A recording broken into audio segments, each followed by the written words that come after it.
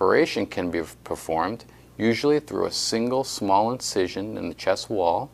A videoscope is introduced into the pleural space and multiple biopsies are taken of the pleural surfaces.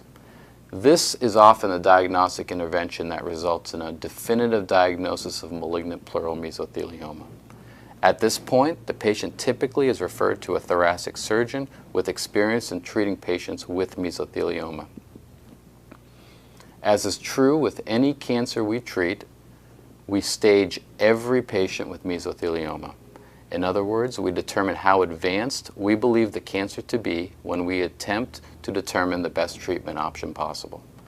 We utilize all the data available to us, including the CT, PET-CT, MRI, tissue biopsy, and eventually a day procedure in the operating room called a cervical mediastinoscopy.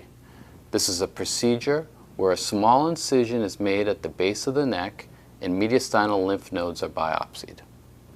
We now know that if the mediastinal nodes are negative for cancer, meaning no cancer is present, that these patients live longer than if the nodes are involved with cancer.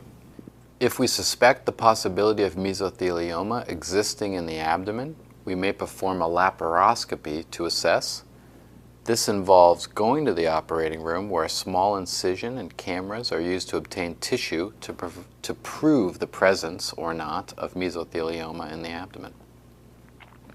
There are two operations that thoracic surgeons may consider performing for patients with mesothelioma. These are named pleurectomy and decortication or extrapleural pneumonectomy.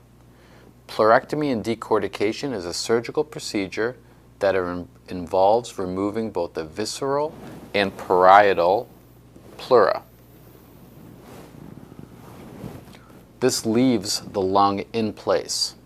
This can be a potential option for patients with very minimal or very advanced disease. An extrapleural pneumonectomy is the complete removal of the lung with its visceral pleura, the parietal pleura, the diaphragm, and the sac around the heart, termed the pericardium.